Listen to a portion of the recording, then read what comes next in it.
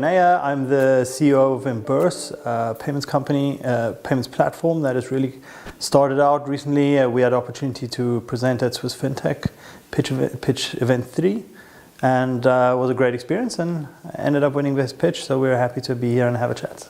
Great. Well, we know it's a great company, but not everybody else will be familiar with it. Can you tell us just a few words to introduce IMburse? Yeah, IMburse is really we're the spider in the web, really. There are some fundamental problems in the payment space that large corporates are experiencing around oversupply of payment types, complexity of those payment types, the costs involved in managing and integrating those.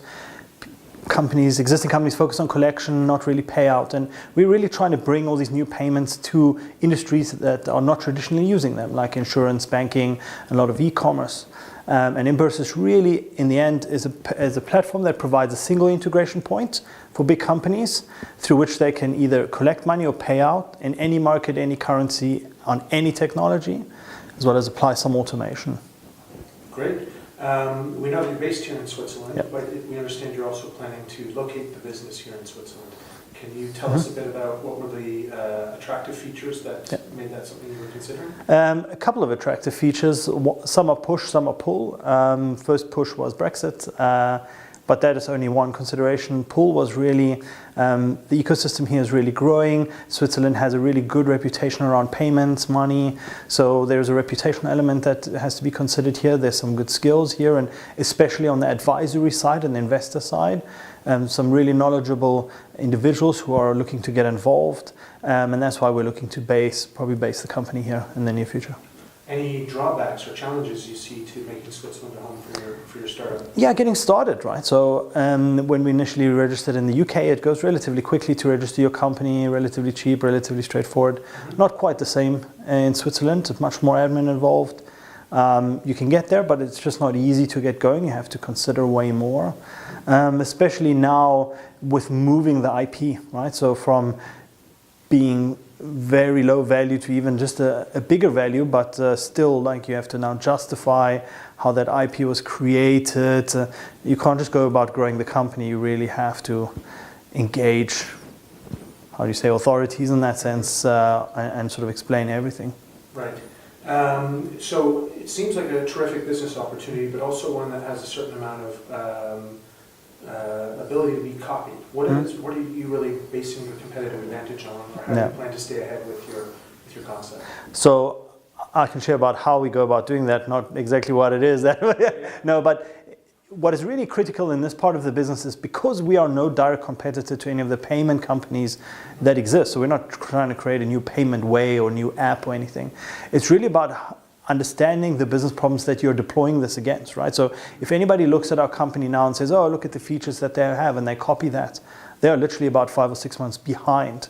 So what we see public now and what we're working on with our customers is quite fundamentally different, and it's in the deployment and the way it is brought together that is our USP, not the list of capabilities that we have. Okay. I understand also that you're raising funds at the moment. Yes. First question, we are in Switzerland. Are you thinking about doing an ICO? No, actually not. I am not for me, that's still sort of more of the Wild West. I'm not even sure if it's really suited to our kind of business. And it's a question of why we are raising the money. So I think we are very clear on why we're raising the money. This point is not about raising as much money as possible. It's about raising the right amount of money from the right people. Hence, we have the more traditional angel/VC route. It's because as we're growing, we need the angels from help round out the management team from capability. We want to be a sustainable and profitable company. So we need some round out in skills. We need some access to networks to really bring the deals in. So hence, we are not considering ICOs at this point. Okay. Are you doing anything a little bit unique, or how are you approaching your fundraising campaign? So unique as in maybe not totally voluntary, that it is unique in its nature, but I think what's going to end up happening is our angel round and our VC round will be incredibly close together. Okay. And purely because of the nature of the size of the deals we get involved in. We end up, like one of our first deals now is with a bank. And that bank is looking to replicate very quickly within Switzerland. And we already have interest from banks outside of Switzerland who want to copy the model. So the scale required is incredibly large very quickly, which is great from a business perspective. But that also means we're about to close our angel round. but in a matter of no time, we will probably need to raise significantly more money. Because so it's again an interesting dynamic, right? So when we start out, we are bootstrapped up until now, which is a great investor message. Like, okay, you guys have put some money in and significant amount of money. But when you speak to a bank or insurer, they look at you and be like, well, how well capitalized are you to really scale for my business kind of stuff? So it does push back on how quickly you sign deals. So the uniqueness here is just like we might be really close together, and it turns out that, you know, speaking to investors locally about convertible notes doesn't seem to be as common practice as it does in other parts of the world. You touched on a hot topic there that we hear a lot about, the proof of concept project. You've obviously seen that from both sides of the table, working at a large insurance provider and also as an entrepreneur. What sort of tips can you share about mastering POCs and handling that effect? Yeah, and this is a question of selection, which is sometimes counterintuitive to how you begin as a startup, is you're trying to create as many connections as possible. And you generally try to speak to the heads of innovation, head of strategy, because those seem the natural people that resonate. What we have found to our own peril in the beginning is that, these people love it. And they like engagement, be like, we want to do something. And then you get super excited and invest a whole bunch of money. And we've realized very, very quickly is that you have to get the product owners in the room. So we've changed our operating model. And yes, we engage the head of strategy and head of innovation normally first, or head of marketing, some kind of role. And they get super excited. And we said, that's fine. And the next step is, before we do any more work with you, is you create a 2-hour or half-a-day workshop with product owners who don't care about us as a brand or innovation. They just want to know, what are you doing for the business? And yes, several times they're just like, sorry, we're not interested. But that's fine. You have to know that early, so you don't invest all this time into a company that is ultimately not going to be interested. So that hurts as a startup when people say, no, we don't see any interest, even if the innovation people do. But trust me, it saves you a lot of time and investment that you're limited resources as a startup. But at the same time, once you have the business people say, we want this, it goes very quickly within a company. One wildcard question. You're in the payment space. Yep. You're here in Switzerland. You've probably become familiar with Twint. Yes. How do you see the market potential for Twint and the dynamic of international competition in Switzerland? I think the second part of the question is, for me, the more relevant is how do they compete against international providers? Because I think that's fundamentally, any Swiss company has that challenge, whether it's Swisscom or Twint or whatever, is you have companies that concentrate on a much smaller market to provide a very localized functionality. And then some people with just access to way more funds, way bigger infrastructure, just come in and steamroll everybody. So I think the potential for Twint is very strong, probably in a very local area.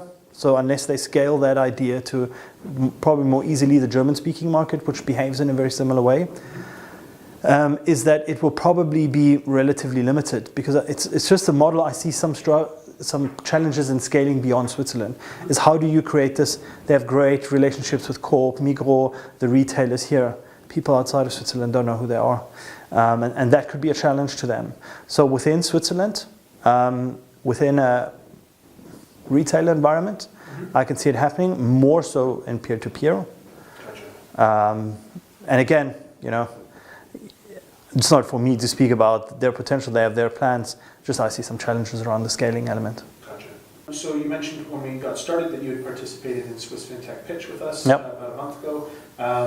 Has it changed anything? Did you have any positive effect from the event? It changed a lot, actually. So initially we sort of participated in this round as part of a test as well, because as a startup, you always have to be careful that you don't start believing your own lies, right? So yes, you're very passionate about it, but every now and then you have to get a sense check of what other people think about what you do. Yeah. And there's nobody more honest than investors, who just really don't care about your feelings. They just care about the model and does it stand up. And in that sense, it was a great opportunity to really test it against people who give you that honest kind of feedback. We prepared a lot for it. We spent a lot of hours preparing the deck and trying to fine-tune it. And it paid off. And I think what was great is that we were very privileged to then be voted best pitch on the day. We got a lot of good feedback from the investors themselves about the business model. They gave a lot of pointers as well, which was good feedback. But for the next 2 days after that, it was purely like setting up investor discussions, like people, even there were investors in the crowd which were not part of the panel that wanted to have meetings, and clients, right? So it really opens the door. Even after that, approaching other people I've approached before and said, yeah, hey, you remember, we spoke, we recently won this pitch deck. It is an accolade you can put on your achievements, which does open doors. So I can only recommend it. Great, good to hear. Yeah, we're working to continue to improve it and to make it more than just one day, but the core of it is sort of in the startup vibe itself, the minimum viable product to achieve the maximum results.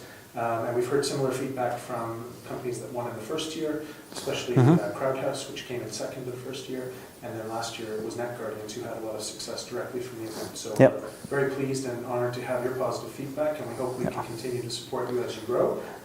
It's just the start, we know. What's next for you in the next 6 months then? I think in the next 6 months is really converting those paid POCs. We had a very focused strategy because we had this more traditional angel VC approach. For angels, it's really about getting to show that there is interest, right? Really sign LOIs. And for VCs, you need paying customers, right? So create some kind of revenue. And we've been super privileged that actually last week we got confirmation from one of our clients where they've basically confirmed to become a paying partner. So that really gave us like a whole step forward that we thought was still going to take 2 or 3 months. Thank you. Yeah, and 2 or 3 clients have come through in the meantime who are looking to make that skip as well. So next really for us is to enhance the engineering side of things. So we have developers, only 2 at the moment. Luckily the first ideas are in that sense more simple deployments of our capabilities, which means we can build up nicely, but it's all about enhancing the MVP capabilities, tailoring them to our paying customers, testing out in a live environment, really new features and proving the concept so that we can then professionalize the entire pitch. And not only from a quality perspective, but also like from a use case perspective, and say to people, this is exactly the kind of stuff we can do. One last question while we still got you.